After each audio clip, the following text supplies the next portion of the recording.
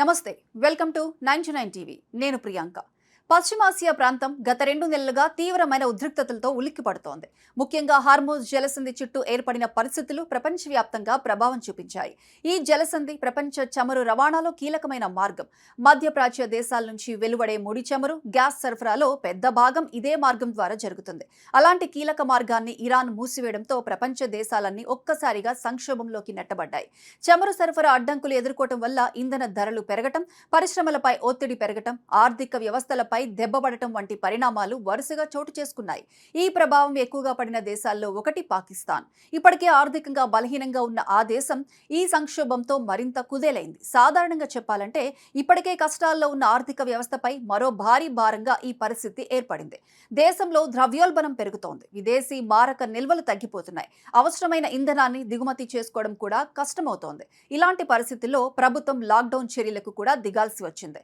ఇది సాధారణ లాక్డౌన్ మాత్రమే కాదు, ఎనర్జీ లాక్డౌన్ కూడా. అంటే విద్యుత్ వినియోగాన్ని కట్టడి చేయడం, అవసరమైన రంగాలకు మాత్రమే సరఫరా చేయడం వంటి కఠిన నిర్ణయాలు తీసుకోవాల్సి వచ్చింది. ఇప్పటికే తీవ్రంగా ఉన్న సమస్యల్లో విద్యుత్ సంక్షోభం అత్యంత కీలకంగా మారింది. ప్రజలకు రోజుకు 2-3 గంటల కంటే ఎక్కువ కరెంట్ కోతలు ఉండవని షహజాబ్ షరీఫ్ ప్రభుత్వం ప్రకటించినా వాస్తవ పరిస్థితి మాత్రం పూర్తిగా భిన్నంగా ఉంది. అనేక ప్రాంతాల్లో గంటల తరబడి బ్లాకౌట్లు జరుగుతున్నాయి. ముఖ్యంగా పీక్ అవర్స్ సమయంలో విద్యుత్ కొరత మరింత స్పష్టంగా కనిపిస్తోంది. గణాంకాల ప్రకారం దేశంలో సుమారు 4500 మెగావాట్ల విద్యుత్ లోటు ఉన్నట్లు తెలుస్తోంది. ఇది కేవలం ఒక సంఖ్య మాత్రమే కాదు, దేశంలోని పరిశ్రమలు, వ్యాపారాలు, సాధారణ ప్రజల జీవన విధానంపై నేరుగా ప్రభావం చూపించే అంశం.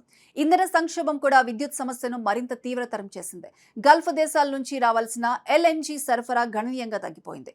దాంతో గ్యాస్ ఆధారిత విద్యుత్ ఉత్పత్తి కేంద్రాలు మూతపడాల్సిన పరిస్థితి ఏర్పడింది. మరోవైపు నదుల్లో నీటి మట్టాలు తగ్గిపోవడంతో హైడ్రో పవర్ ఉత్పత్తి కూడా పడిపోయింది. అంటే ఒకేసారి అన్ని వైపుల నుంచి ఇంధన వనరులు తగ్గిపోవటం వల్ల దేశం ఒక చీకటి దశలోకి వెళ్లిపోయినట్లుగా కనిపిస్తోంది. ఈ పరిస్థితుల్లో మరో ఆసక్తికరమైన అంశం బయటపడింది. అమెరికా, ఇరాన్ మధ్య శాంతి చర్చలకు వేదికగా ఇస్లామాబాద్ నిలవటం. ఒకవైపు దేశంలో ప్రజలు విద్యుత్ లేక ఇబ్బందులు పడుతుంటే, మరోవైపు అంతర్జాతీయ చర్చలకు వేదిక కావటంపై అక్కడి ప్రజల నుంచి తీవ్ర విమర్శలు వెల్లువెత్తుతున్నాయి. ఇటీవల జరిగిన మొదటి దశ చర్చలు ఫలించకపోయినా మళ్లీ రెండో దశ చర్చలకు ఏర్పాట్లు జరుగుతున్నాయి. ఈ చర్చలు ఏప్రిల్ 21 నుంచి ప్రారంభమయ్యాయని అప్పటి అమెరికా అధ్యక్షుడు డొనాల్డ్ ట్రంప్ ప్రకటించడం పరిస్థితిని మరింత చర్చనీయాంశంగా మార్చింది. అయితే ఈ చర్చలకు ఇరాన్ నుంచి స్పష్టమైన స్పందన లేకపోవడం మరో అనిశ్చితిని తీసుకొచ్చింది. ఈ మొత్తం పరిస్థితిని చూస్తే పాకిస్తాన్లో ప్రజల అసంతృప్తి ఎందుకు పెరుగుతుందో అర్థమవుతుంది. ఒకవైపు ద్రవ్యోల్బణం పెరుగుతోంది, మరోవైపు విద్యుత్ కోతలు రోజువారీ జీవితాన్ని కష్టతరం చేస్తున్నాయి.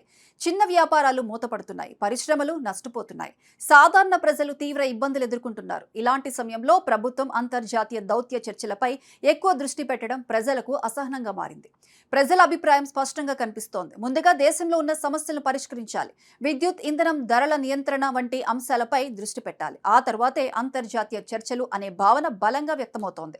ఓవైపు దేశం చీకట్లో మగ్గుతుంటే, మరోవైపు శాంతి చర్చల పేరుతో ప్రభుత్వం బయట తిరుగుతోందనే విమర్శలు వినిపిస్తున్నాయి. మొత్తంగా చూస్తే పశ్చిమాసియా ఉద్రిక్తతలు ఒక ప్రాంతానికి మాత్రమే పరిమితం కాకుండా ప్రపంచ దేశాలపై ఎంత ప్రభావం చూపుతాయో ఈ పరిణామాలు స్పష్టంగా చెబుతున్నాయి. ముఖ్యంగా ఆర్థికంగా బలహీనంగా ఉన్న దేశాలకు ఈ ప్రభావం మరింత తీవ్రంగా ఉంటుందని పాకిస్తాన్ పరిస్థితి ద్వారా అర్థమవుతుంది. సరైన సమయానికి సరైన నిర్ణయాలు తీసుకోకపోతే ఒక చిన్న సంక్షోభం ఎలా పెద్ద సమస్యగా మారుతుందో ఈ ఉదాహరణ స్పష్టంగా చూపిస్తోంది.